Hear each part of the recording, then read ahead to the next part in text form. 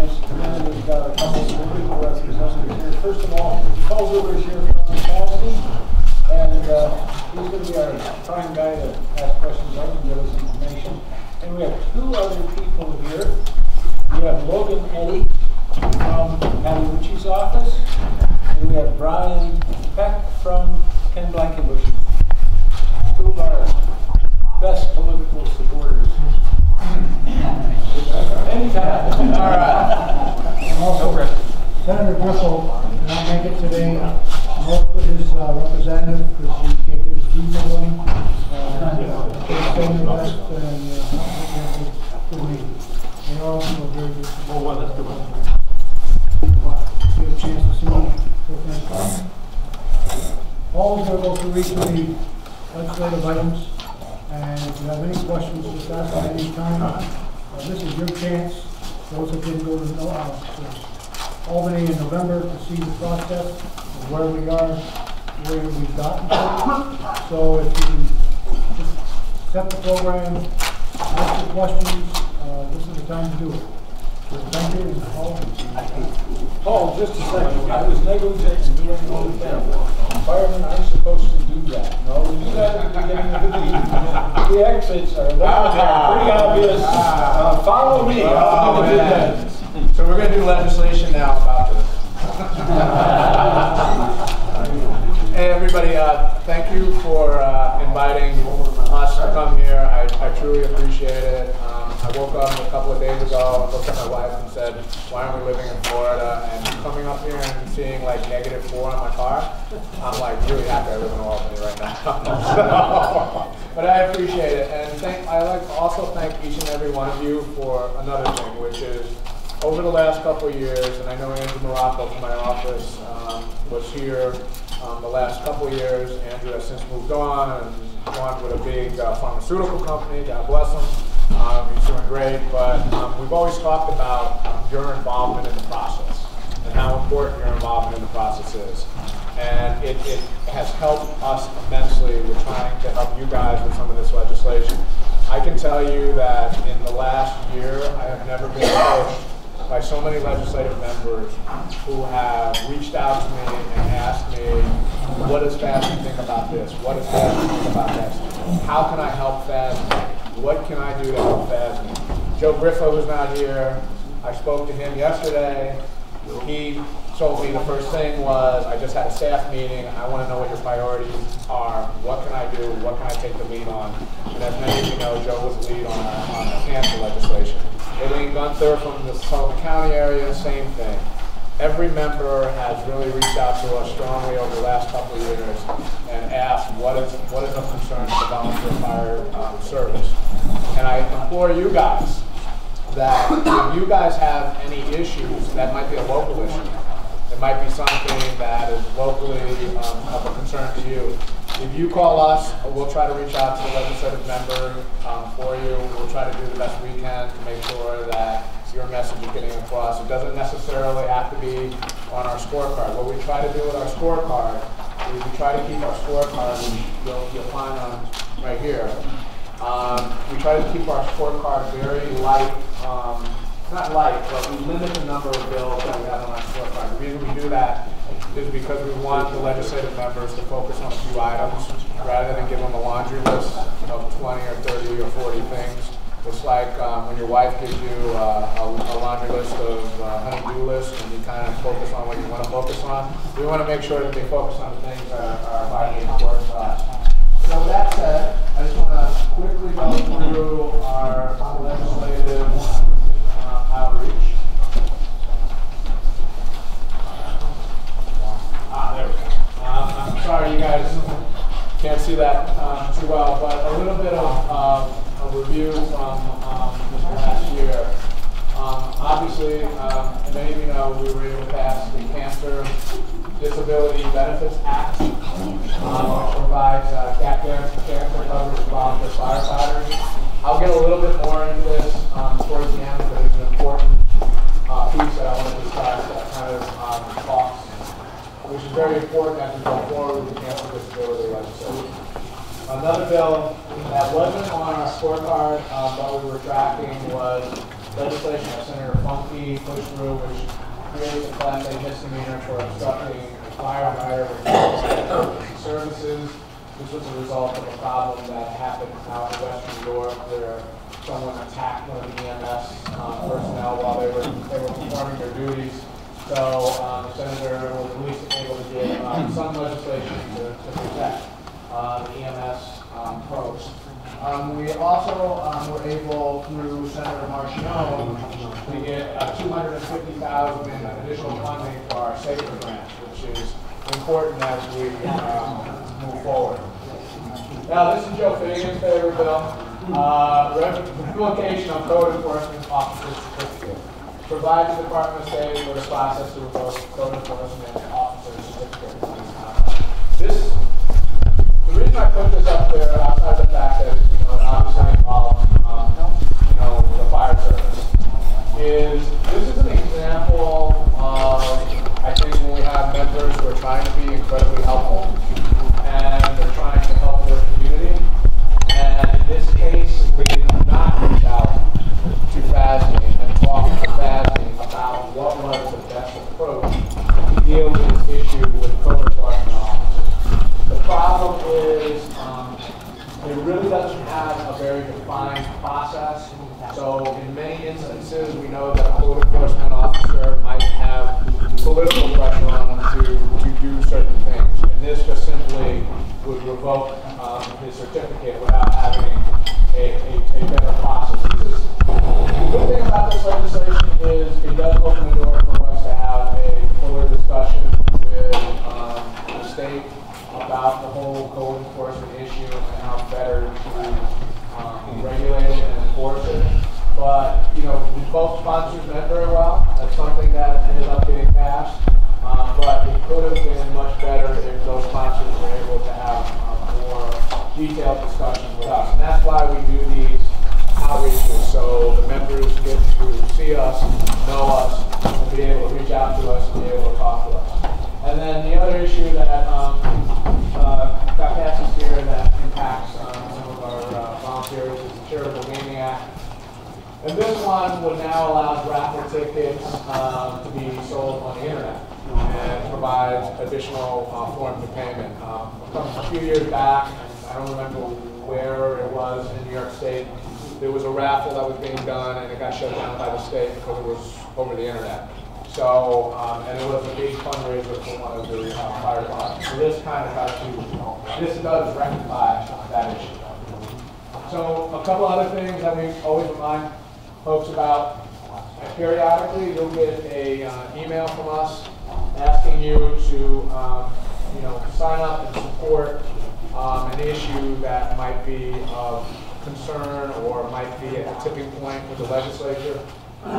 We did it with cancer, we did it with our sex offender legislation, we did it with our job protection legislation. It's important that the members hear from you. As sometimes I think we all get frustrated a little bit with politics and politicians and drain the swamp, as they would say. But I find, and I started working for Senator Joe Bruno back in '97, and I've been in Albany, grew up in Albany and been around politics all my life. I find that 95% of the legislative members, they have your best interests at heart. The question is, how do you get that across to them? How do you make them understand and know that this is an important issue and this is a fundamental issue to you? Getting out there and being able to get letters in becomes an important issue. When we were doing the cancer bill, we had well over 10,000, maybe 11,000 letters that went to the governor's office, which was key in having him help us move that particular legislation forward.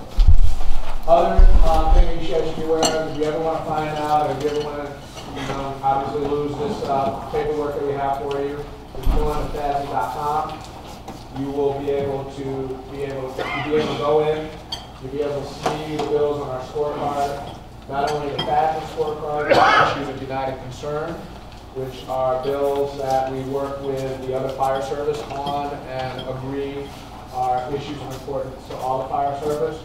And we also have links that will allow you to go in and see the bill, as well as see where the bill is in the legislative process. We always remind folks, because it's kind of like, it's a very interesting process with the volunteer fire service. You guys are not a union. FASNY is a not-for-profit organization. We have to be engaged politically in a kind of a different way than some other groups. We try to make our voices heard. I think it's important, like, for us to have these sectionals so the members know what's important to us. But it's also important to remind people just how important the volunteer fire service is. A few years back, we did a study. It showed that volunteers save me on $3.12 billion in salaries alone. The annual cost, if it went to a career service, would be $3.87 billion. These are significant savings, and I think sometimes we forget about it. Sometimes, you know, it's so easy to kind of, I don't know, shrug your shoulders when it comes to the volunteer service. But you guys provide a vital and important service to your community. And so people need to realize that. People not only need to realize what you're doing and what's important to you, but they also need to realize what you're doing for them. Not only protecting the communities that a lot of these legislative members serve, but you're saving billions of dollars as you say. So now with our legislative agenda.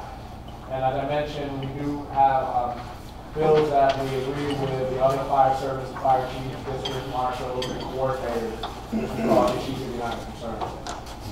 The first issue, and the number one issue for us this year, is what we call fair play cost recovery for department ambulance services, or better, EMS bill. So one of the problems that many of our volunteer services departments are facing, particularly upstate, is the fact that you cannot bill insurance companies for EMS services. Volunteer fire EMS departments can, if they're completely separated, completely different personnel, different record keeping, all that type of stuff. You can set it up, you could bill. But volunteer fire departments cannot bill. And this has put an incredible strain, not only on our upstate, but we're starting to see it in Long Island as well as parts of Orange County. It's put an incredible strain on the ability for our volunteer fire departments to provide their communities with EMS services. It's kind of ironic because we go to the Capitol every year. This bill's been around. I left my office in 2003, 2004, and I remember this bill back then. And it's kind of funny because, you know, when you go and argue this bill with the members, the private ambulance companies talk about federal law and Medicaid supplements, and they're going to cost people money if we let the volunteers do it. But bottom line is it's about market share. The private ambulances are afraid that you're going to somehow be competitive with them, which, you know, I always tell the members, if I'm lying on the street and God forbid I get hit by a car, I really don't care if a private ambulance picks me up or a volunteer ambulance picks me up. I just want someone to pick me up. And a lot of the public do not even realize that if they drive by the volunteer fire department, that you may not have EMS services because you can't afford it. And it's kind of ridiculous because the problem is, as you know, with EMS services, it doesn't make sense to have necessarily an EMS department if it's not full-time, if it's not 24/7. So a lot of times, many of our EMS fire departments have to hire people to be around. And now you're putting further strains on the budget. So this has become a priority issue for us, for the fire chiefs, for the fire districts. You guys will probably see a lot of press around this. This year we are going to make it a huge focus, and we're going to highlight those areas of the state that have lost EMS services because they can no longer afford them. We are going to highlight incidences where the lack of EMS services have been a detriment to the local communities. For example, we're not going to obviously publicize this because of it, you know, we never want to take advantage of a tragedy. But where I'm from in Rensselaer County, we had a young man about a year and a half ago, a high school kid, had a heart attack, They called EMS. His town had just gotten rid of EMS services, so they couldn't afford it. So they did a mutual aid call over to the other town. The other town said, we're not going to send our ambulance because we only have one ambulance. And what happens if someone happens in our community?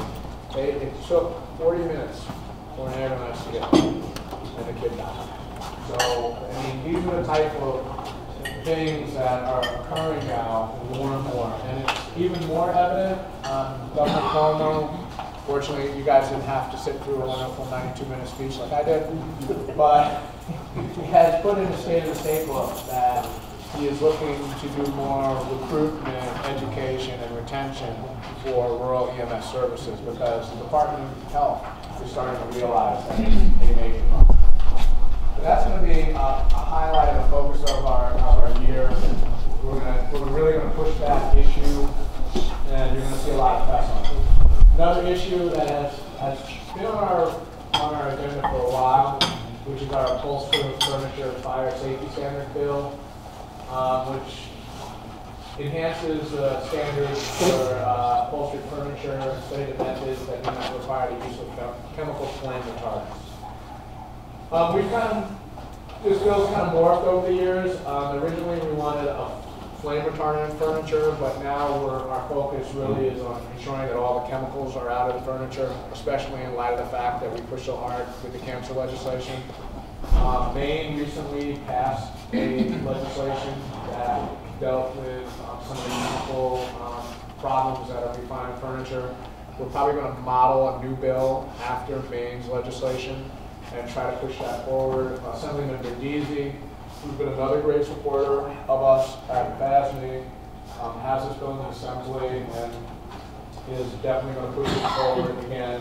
We'll be working with his office and trying to work with the Senate to find a solution to this issue. We've had conversations in the past with the furniture manufacturers. You know, they've actually been fairly good conversations because, as far as the furniture manufacturers are concerned, they're having some drastic changes because of legislation in California. Our problem always becomes with chemical companies who really don't want to see the chemicals come out of the furniture. But the problem, as many of you may know, is a long time ago, to combat people who fell asleep and dropped their cigarettes on the furniture, someone got the bright idea, I know what we'll do, we'll just put flame retardant chemicals in the furniture, and the flame retardant chemicals don't get. So all we have is a bunch of chemicals in our furniture, fire hits, our volunteers breathe in the smoke with all these chemicals, the occupant of the apartment or the house breathing all these chemicals. And so that's something that we're going to work diligently on this year. Another piece of legislation is to amend the penal code for making the welfare of fire and emergency personnel when someone circumvents the uniform building code and makes an illegal conversion. This bill came from our folks in the Hudson Valley. There is a huge problem in the Hudson Valley and New York City with this. And it's actually growing throughout the state, anywhere where there's college students, immigrant population. You're seeing people who go in and they convert these homes into 3, 4, 5, 6 apartments. People will convert their basement into apartments to get rent, not realizing there's no egress. They only have those little small tiny basement windows, and as you can tell, I would never get out of one of those little basement windows. And so more and more we're finding this encompassing the entire state. Now, with that being said, do we at FASME truly believe, and I ask you, this is the ideal piece of legislation to move forward, and this is going to get done overnight in the Assembly, which historically doesn't like to do anything that deals with felonies, as well as the Senate? No, we do not. But we do believe that this has grown to such an important issue that we need it on our agenda. And it has forced some significant and serious discussions.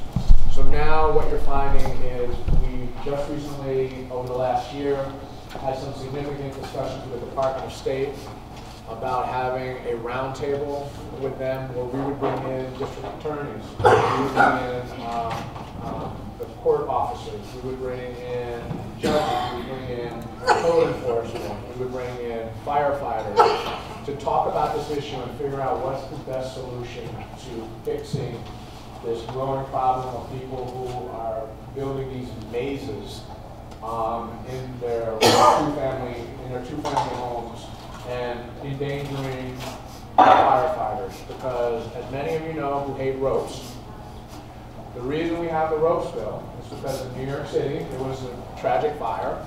The New York City firemen walked in. They had subdivided the apartment in such a way that it was like a maze. The smoke filled up, the guys couldn't get out, the only thing they could do was jump out the window. Now, in the infinite wisdom of the state, instead of dealing with the fact that the place was built like a maze, they decided to provide ropes to everybody and figured out the solution. But we're going to try to fix the solution. As you can see, that came from the New York Times. It's a huge problem in New York City. That was the city of Schenectady up in my area, where it was awful. The children ended up dying in the fire. They had subdivided this place. No one paid attention. The code enforcement officer didn't look the other way, and it was a tragic event. So we're going to be working with the Department of State on that. Another legislation that we're looking at is the VFBL, the AWBL reform. A couple of years ago, we were able to increase the amount that someone who was permanently disabled to the level of from $400 to $600. This legislation would screw up those that are defined as temporary, total, disabled. I think they term it partial, permanently disabled. From $400 to $650, and also try to raise the permanent disabled to $650. Now, this bill actually has moved to the Assembly. Assemblyman Magnarelli has moved it for us over there. And we're looking to try to get it done in the Senate. Senator Griffo has taken an interest in the legislation. I think we're trying to work out the cost issues. One of the things that we really try to do at FASME now is try to provide the legislature with as much data as we can on certain things. So we're actually working with workers' comp to figure out actually how many have fit into this category to provide them better understanding of what the cost is.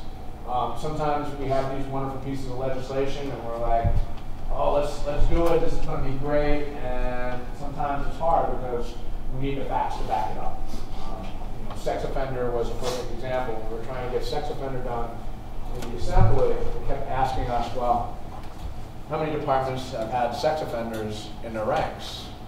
And I would ask around, and people would say, none, but we know what's coming. And I can't give them that answer. So we did actually find someone who had that problem, and we were able to move the legislation further. Another piece of legislation, another issue, not a concern, is this, what we call the fire apparatus lemon law. And fire and EMS vehicles would be covered under the existing New York State lemon law. We found in a couple of localities, Ulster County, and I think Sullivan County, there was one other county, that a couple of our fire departments got lemons. They paid millions of dollars for a fire truck. The fire truck rolled it up, and it wasn't working properly. And when they went back to the manufacturer, it always became finger pointing. Well, it's not the truck, it's this over here, and they make that, we don't make that. And no, it's the guy that does the ladder, no, he does that, he does it. So New Jersey passed a lemon law back in 2006. So we are looking to move this bill forward. Actually, I know Addie Jenny from around this area has been interested in this legislation. Aileen Gunther has asked to take up the legislation. There's been a number of members who have asked to move this, and I think a number of members realize that this is a no-brainer. For us, it's just we're waiting for, just so you know, the Assembly to come back with some language for us so we can get moving on that bill. The other bill on our agenda is prompt payment of VFBL death benefits. This would require any death benefits to be paid within 90 days. This occurred oddly.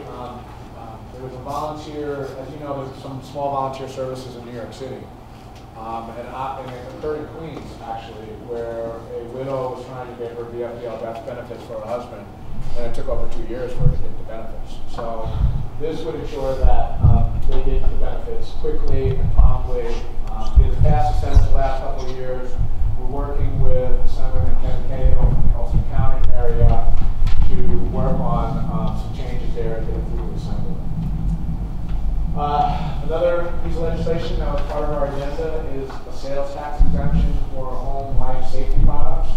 You guys remember a couple years ago we did a 10-year smoke alarm bill in which we require use of 10-year smoke alarms. That legislation is soon to come into effect. So one of the things that FASB is looking at is working with the legislature to provide a sales tax exemption for the purchase of those, for the purchase of any smoke detectors, carbon monoxide detectors, or fire extinguishers.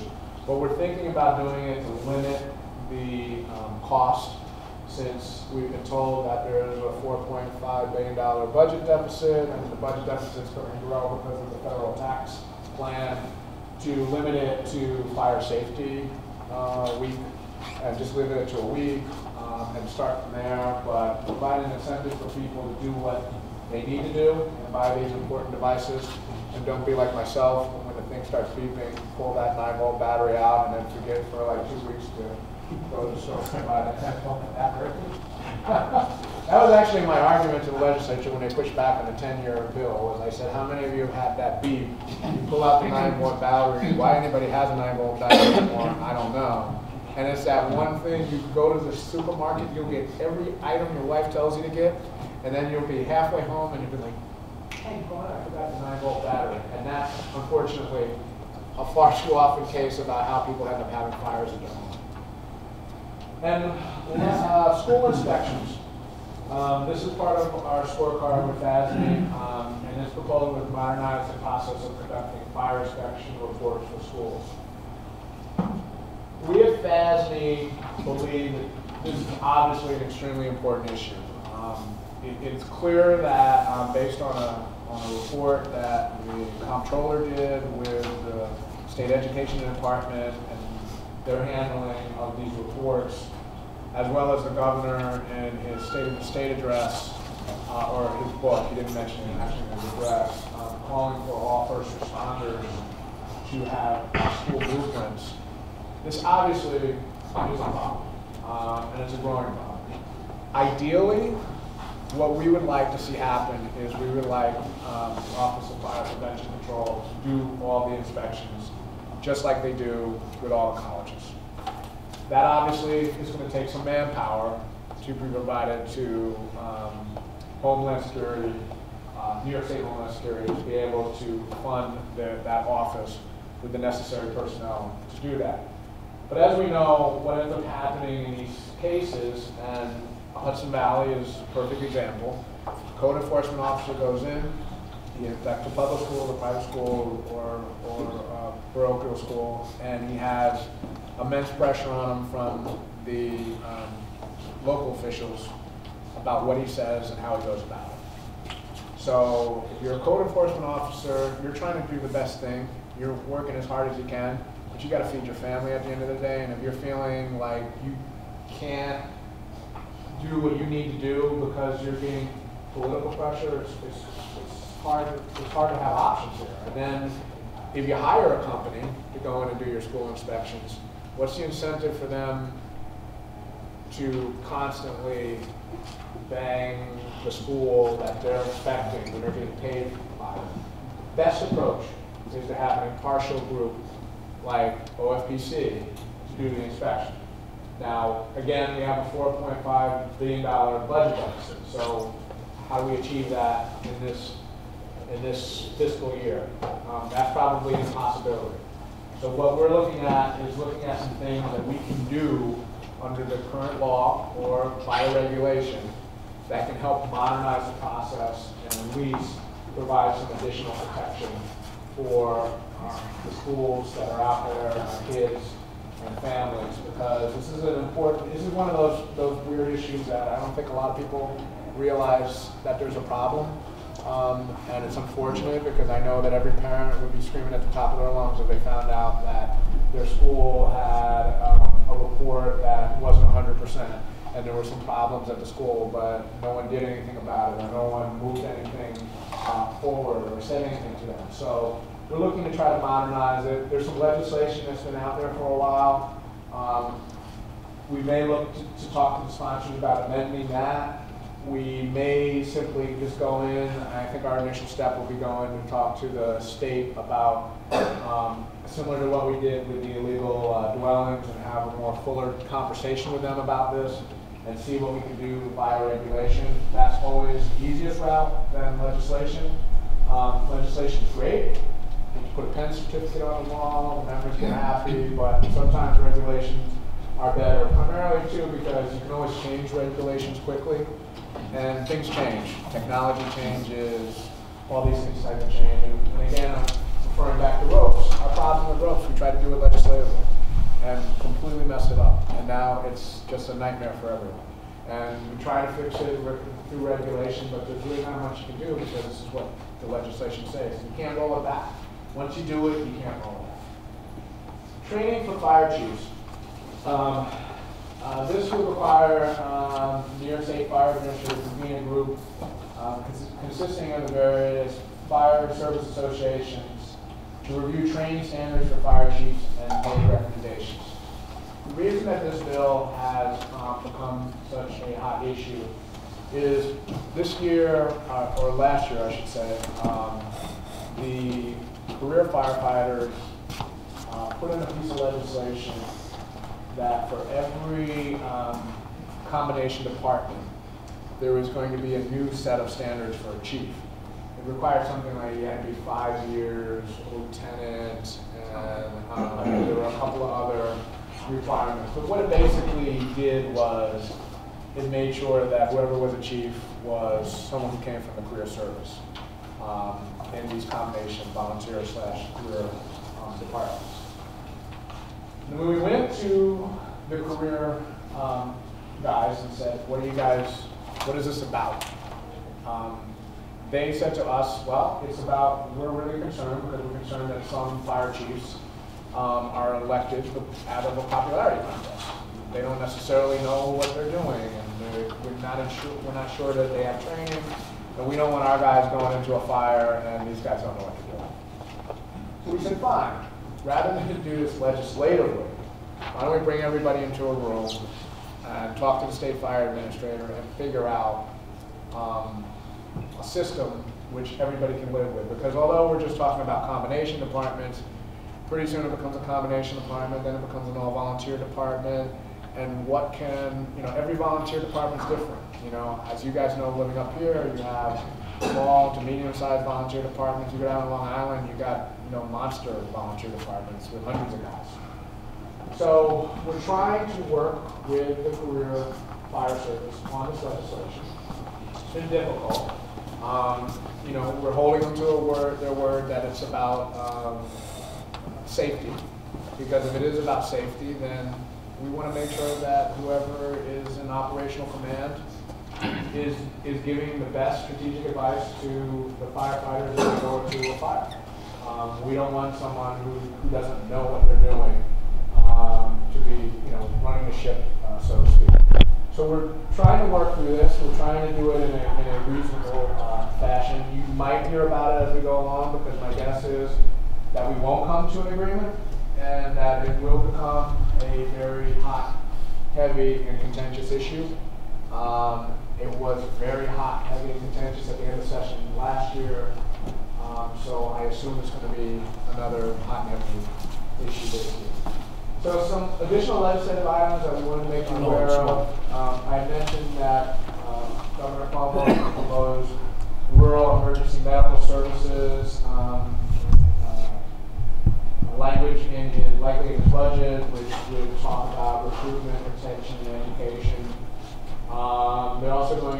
He's also talking about constructing a new field operations building at the fire academy. He also wants to make sure first responders have all blueprints in schools. And the other issue I wanted to make you guys aware of is the 2% funding. So another fight with the career guys. So as many of you know, the 2% money that you get from the foreign insurance companies, it goes to your fire department, but a portion of it actually goes to FASME for the running of the fireman's home. I believe it's 4% of the overall pool. Don't quote me on that right now, because I just don't have it in my head. 10%. 10%.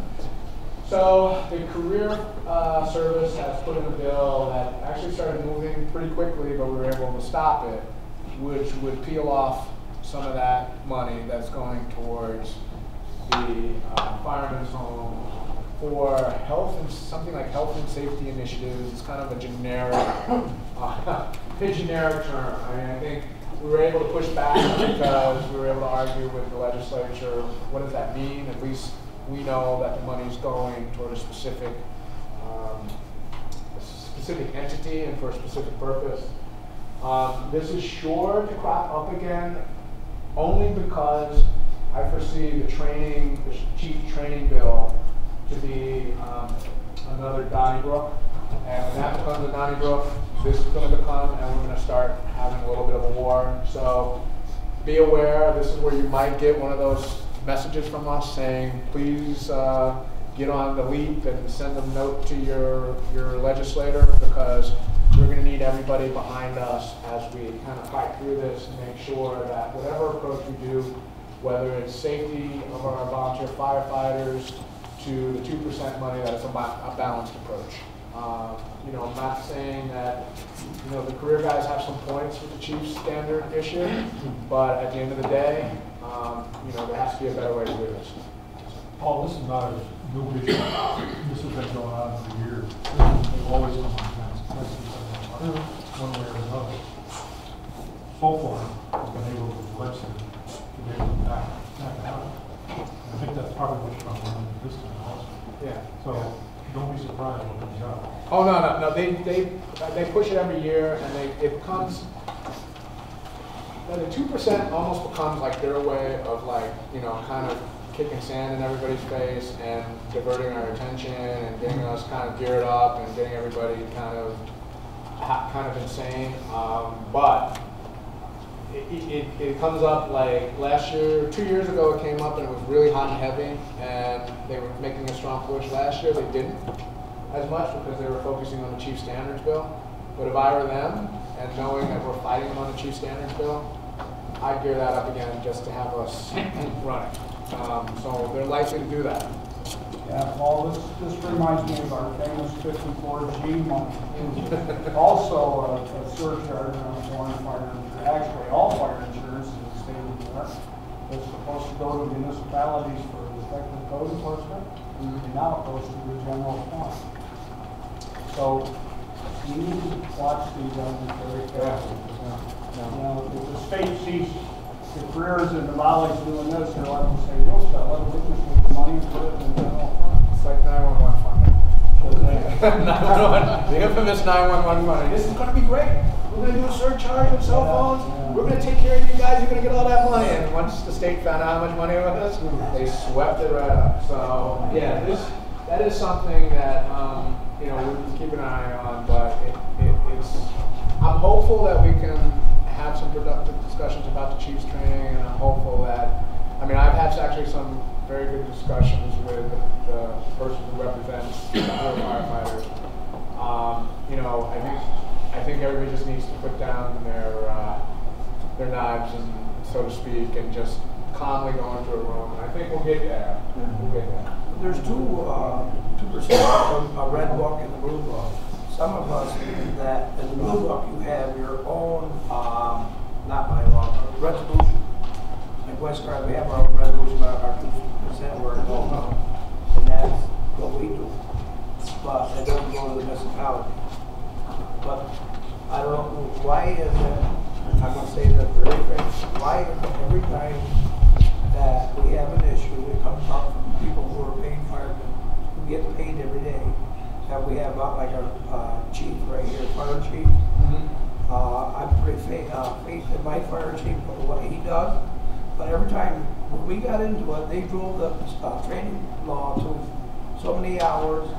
But I was always trying by these people that for some reason thinks that our volunteer part here is not really capable of doing what we always do. And that really bothers me, and I'll tell you that right now. Yeah, you know, it's... And it's, if I make some sort of saying, you know, the thing is, we need to understand, I'm pretty sure I'm speaking to people in this room. With Lowville, anybody, Matt, Madrid, all of us, just, to me, I think there's a better issue to talk about. But to me, I really feel offended when I see that every time when we speak about it. I think one time it was at another convention, they brought it all up, and they just, I think we really should set down laws. If we're all paid firemen on this road, but we all can't afford it, it's the colleges. Maybe a different story about it.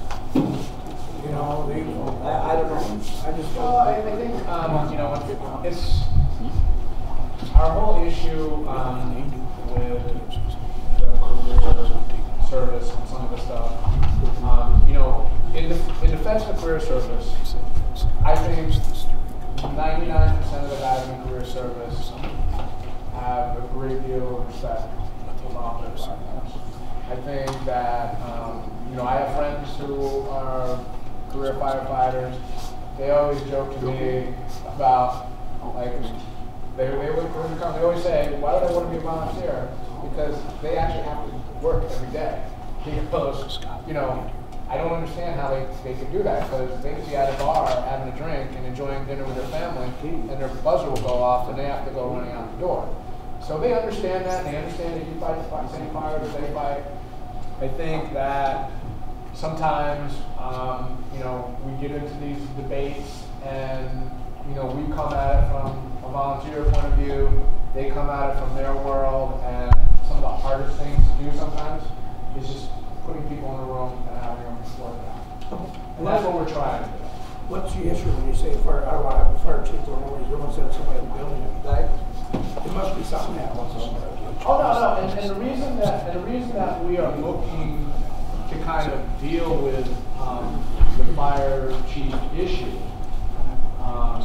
because what is eventually going to happen, and again, their concern from the career angle is the combination departments, not necessarily the pure volunteer departments.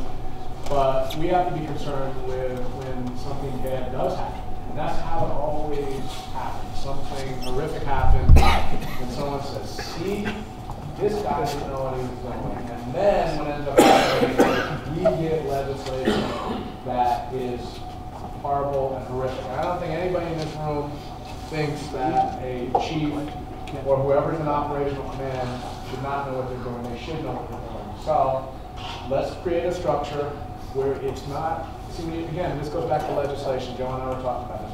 Sometimes when you bottle everybody up, you want to do it by legislation, it ties your hands. There's very little area where you can move. If we just get everybody in a room and talk to a state fire administrator and figure something out, then it can change with technology, it can change with different things that occur, and because the fire service is constantly changing, particularly in New York State, as you know, we got urban sprawl going on, you know, people keep moving out further and further out from the cities, so these communities are getting bigger and bigger. So things are constantly changing, and it's better for us to take the initiative, meet with the state fire administrator, and try to work something out that's logical, rather than have legislation that kind of blocks everybody, ties our hands. And again, I'm going to take the career service at their word. I know many of them. I know some of the guys that work in the career service union are honorable guys or good guys. They say this is about the safety of they're looking at it from their perspective, which is their members. This is about the safety of our members, okay? It's about the safety of your members, and it's not about something else. Then let's sit with the fire administrator and work it out. So we're trying to get to that point. Senator Fred Oshkar from the Binghamton area has a bill in the Senate, and he has asked the career guys to sit with us to have additional discussions rather than just move the bill forward. It did pass the Assembly. Last year, I got a call from the Assembly last week about it, and I asked if they would, hold off upon additional discussion to see. But we know that the Senate's not going to move it at this point until we have a fuller discussion. But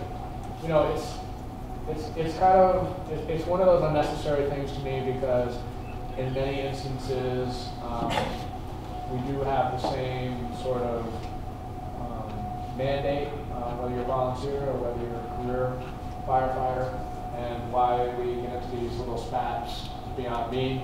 They're going to happen because nature of it, right? But we have to be able to solve it and work it out, because there's no reason for us to get in each other for that. And lastly, let me talk to you a little bit, and this falls into the cancer bill. So currently, FASME has commissioned a study with Northwell Health. It's a Northwell Health fire cancer study, and it will determine how many members of the volunteer fire service in New York State have developed or died from cancer. And Dr. Jacqueline Moline, who we are working with, is putting this together. And these are some of the numbers. I wish the screen was bigger. I will make sure Tom gets these numbers. You can find it actually on the FASME website. So why this study becomes so important is we at FASME understand, and again, thank you Joe Griffo, thank you Anthony Bernese, thank you Aileen Gunther. We understand that the cancer legislation that we passed is not a perfect bill. What we had hoped from the cancer legislation was to be able to get our foot in the door and start making people understand legislatively that cancer is a problem in the volunteer fire service, just like it is in the career service. We at FASME want to, over time, make amendments to the cancer legislation. When we initially were looking at cancer legislation, it was going to go through VFBL. We were told it was going to be a 150% increase. Then off the record, we were told by some counties that they were going to, or self-insured, that they were going to drop volunteer departments out of their pool. We were also told by some insurance companies that they would, under the VFBL, but they were worried that the costs were so high, they were going to basically fight every claim that would come in under VFBL, similar to what they do with HART.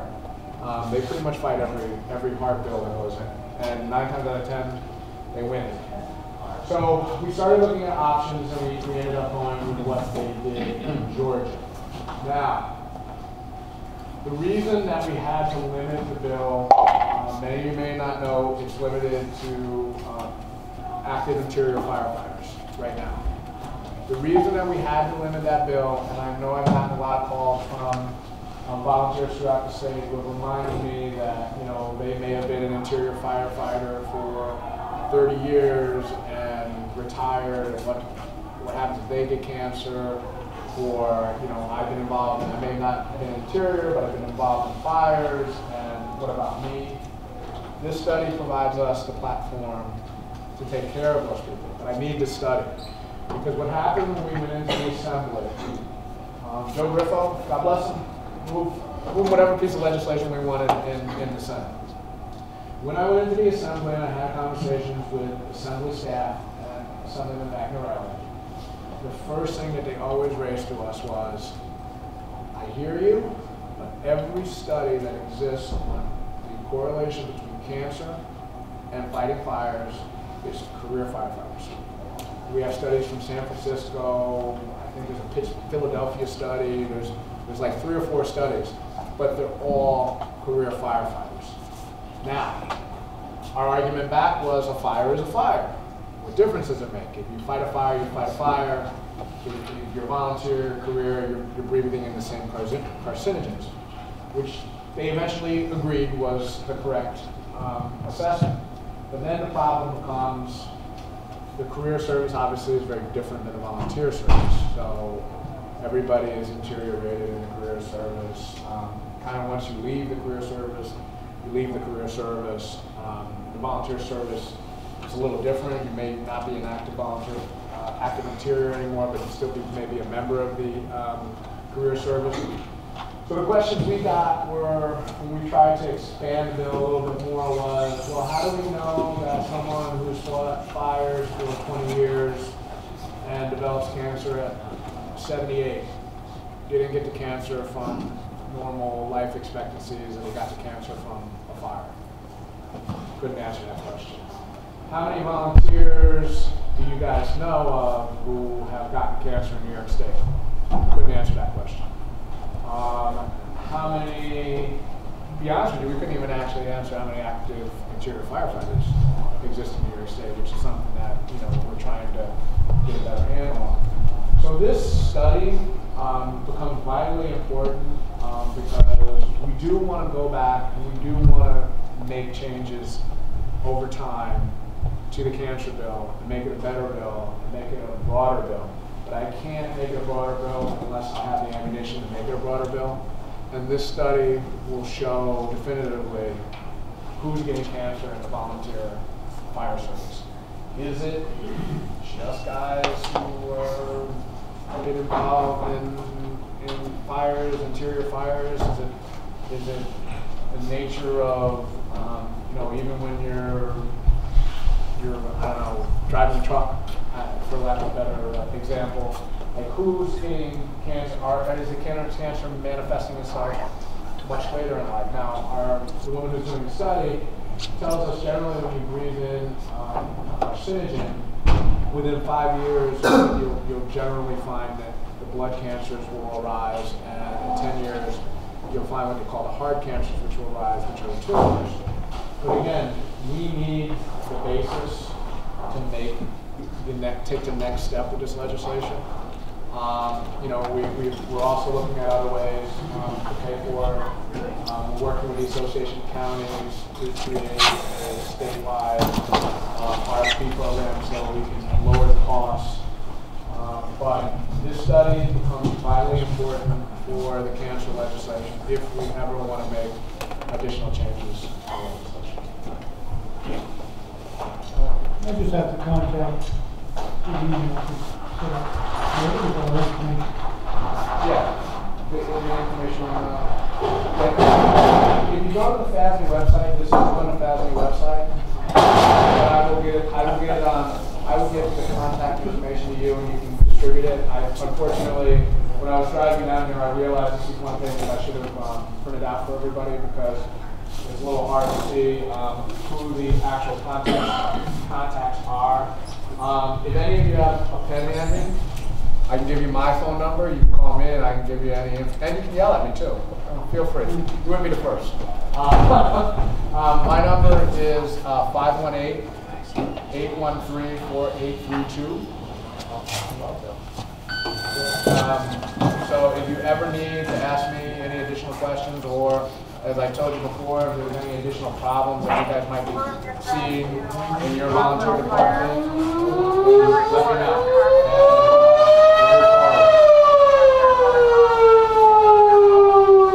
And that's what we got. Thanks, Paul.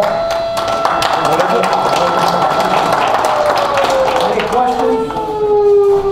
You gentlemen,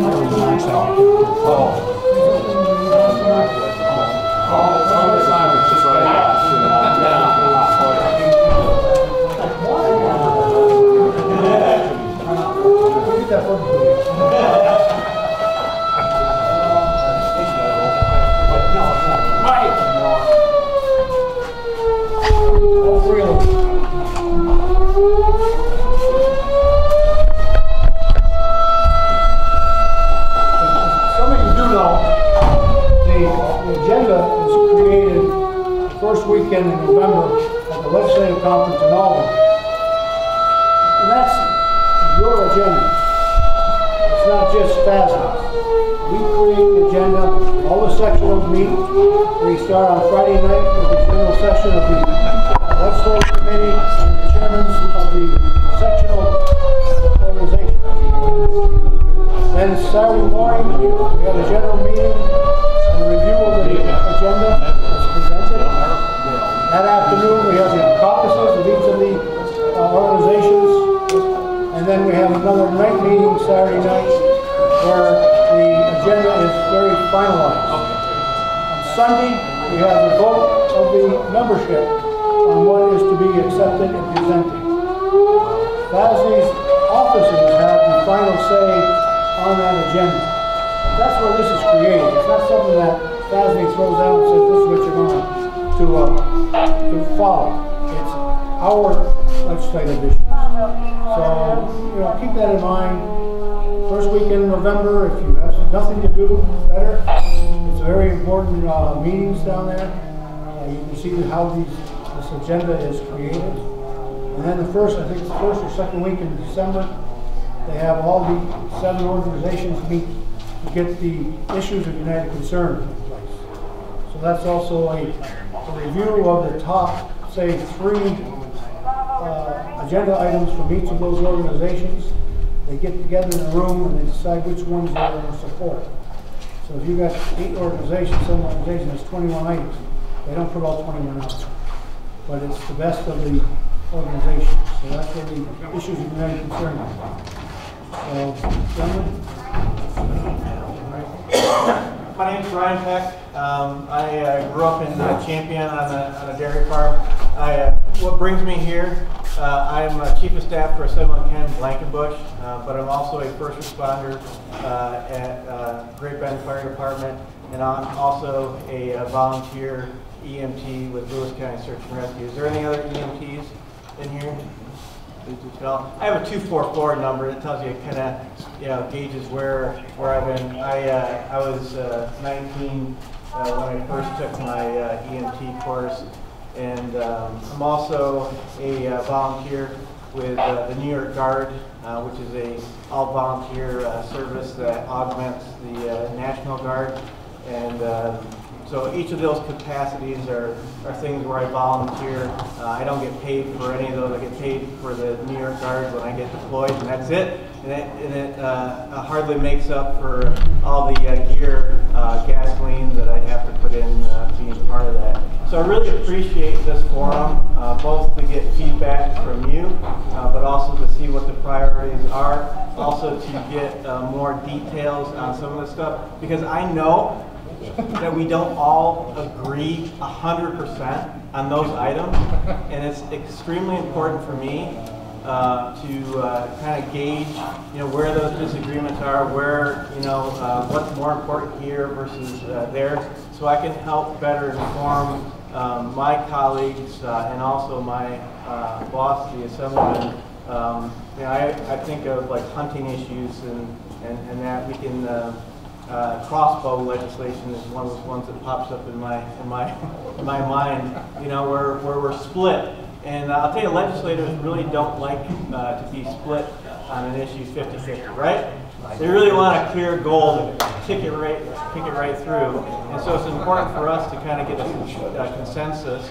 And we have stepped out on some of these issues, like the gap coverage, where I really felt that it was very important to have the backs of our volunteer firefighters. We can disagree on the bottom line as to what it might cover and whatnot, but it was important, I felt, to get the foot in the door to because everything I do, those 3 things that I told you about, I really put myself out there. Logan and I have worked together on scenes. I can think of a helicopter incident where I drove my POV down to get a patient, because that was the fastest way to extricate that person to the helicopter, get them out. It was assumed that they're having a stroke, and I'm just going to do it. And pardon my French, screw it. Because it's important for them to get to the hospital. So I'll put that out there.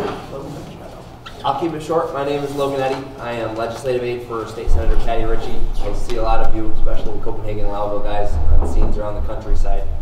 I'm a volunteer in Rutland. Senator is more than happy to do whatever she can for the volunteer service. We'll get talking about something, and we'll have a firefighters issue, and she'll come up to me and say, Logan, what do you think? I got to go talk to the legislative director. I was like, well, Senator, I think this is a terrible idea, and I said I might not work for you. She goes, okay. She was okay. I guess we'll go with what the firefighters say. So she's very oriented toward us. She cares about us, And if you guys need anything going forward, feel free to let us know. Thank you, guys. Appreciate it. Thank you.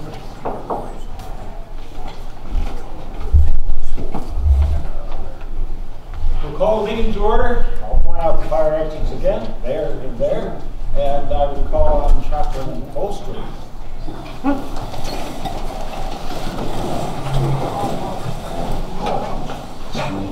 Almighty God, direct our thoughts and decisions at this meeting, that we may always serve the best of interests of our departments, and also that as individuals and as an organization, we may more faithfully, responsibly, and effectively serve the community and the people committed to our care.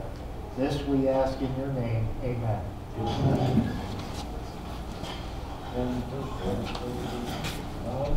Okay. Pledge of allegiance. Face the flag, hand over heart.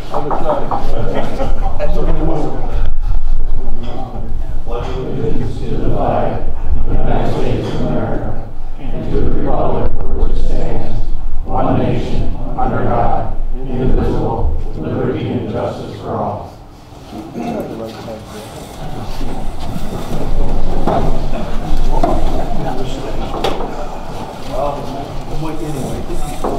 Yeah, to introduce the host chief of our department of Lowville department. Apparently he's out. He just left. Yeah. He went to McDonald's. Okay. Would you take the honors, please? Welcome. Say welcome. Welcome. Okay, welcome everybody to the meeting today. Everybody has to drive home too. Maybe you're hosting a day. Good job. I would like to introduce FASD Director Jerry Hance to point out the FASD people that are here.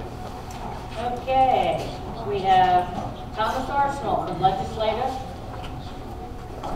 Dale Barker from Youth in the Fire Service, Bruce Buckingham Scholarship, Jim Cagey, past Director, Tony Clark is not present, he's on membership, Dennis Sykoff is Trustee of the Fireman's Home, Joseph Bennigan, past President of FASD, he did raise his hand. Bill Grant, past Director, Larry Hall Jr., I guess he's in Southern Florida, he's Firefighter of the Year. Sam Lundy, Chaplains Committee, I heard he was in the hospital. Scott McRobbie is on the EMS Committee. Carl Stephan is not present, he is past President Trustee of the Fireman's Home. And Dick Strack is also not present, he's past Trustee of the Fireman's Home. Jim Hall? Good. I will now introduce past presidents of Northern. Would each of you guys please stand and stay standing until I finish the list? Bill Grant from West Potsdam. James Cave from Colton. Bruce Buckingham from New Reno. Joe Finnegan from Methodist. Tom Arsenal from Pepper Lake. Wayne Hance from Canton. Dick Davis from West Carthage. And Duane St. Louis from Copenhagen.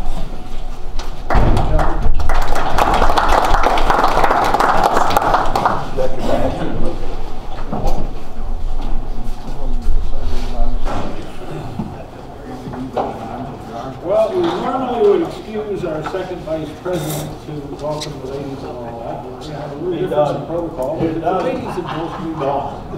But Jim did take the pleasure of going and saying goodbye to the last year, so I guess we can deal without that. Reading of the minutes of the